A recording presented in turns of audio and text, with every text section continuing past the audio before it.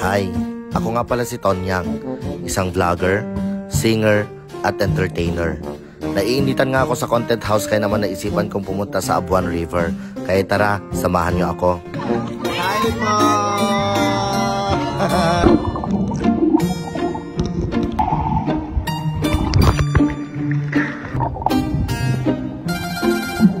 Alas 11 nga ng umaga nung naisipan namin pumunta dito sa napakasikat na pasyalan dito sa Ilagan City, ang Abuan River. Sobrang init kasi talaga sa content house kaya naman hindi ako nagdalawang isip na dalawin ito. 3 oras nga pala yung biyahe ko bago makarating dito kaya naman sobrang gutom na kami. Napakagaling ko nga pala talagang driver kasi muntikan ko nang nabangga yung bumper.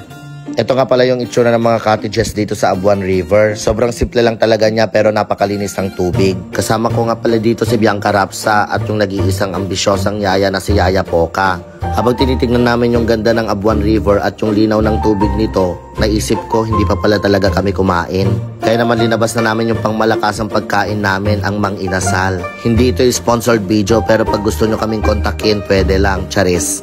Hindi na nga ako nagpatumpik-tumpik pa, kumain na ako dahil gutom na talaga ako mga box. Ayaw ko talaga kasing pumayat. Nakikita nyo naman, pumapayat na yung katawan ko kaya naman subo lang ako ng subo dyan.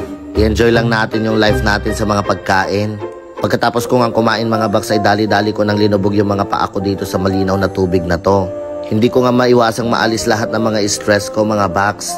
Kitang-kita nyo naman sa video na nagsasaya talaga ako. Hindi matatago sa muka at sa mga ngiti na talagang ine-enjoy ko bawat oras at bawat minuto na nandito ako.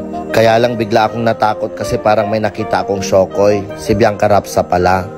Kitang-kita rin naman talaga na pati si Bianca Rapsa enjoy sa pagligo dito sa malinis na tubig ng Abuan River. Pero na-realize niya wala na pala siyang lipstick kaya nag-retouch siya konti tapos bumalik na ulit sa tubig. Kasama ko nga din pala yung isa kong pinsan dyan, si Karen Sagon, pero wala siya sa video kasi tumatay siya. Oo, tama, totoo ang chismis. Tumai si Karen Sagon sa gilid ng Abuan River. Charis, joke lang. Habang nag-e-enjoy nga tayo ay nakilala tayo ng mga tao dito. Lumapit nga sila sa atin para magpa-picture. Sobrang nakakataba ng puso dahil sa simpleng picture lang napapasaya ko kayo. At dito nga pala ako sobrang na-overwhelmed sa batang ito dahil nung nagpa-picture siya, alam na yung sign ng pabak ng squad. Grabe talaga yung suporta nyo sa akin at suporta nyo sa squad namin. Sana wag kayong magsawa sa amin. Pagkatapos ngang tumain ni Karen ay nandito na siya nakikibanding sa amin nila Poca at Bianca Rapsa. Tamang ligo-ligo lang, tamang sisid lang at tamang panood lang sa mga bangkang dumadaan sa harapan namin. Feeling ko sobrang haba na nitong kwento ko kaya kailangan ko nang tapusin. Pagkatapos nga naming mag-enjoy ay umuwi na kami. Maraming salamat sa lahat ng nanood. Bye!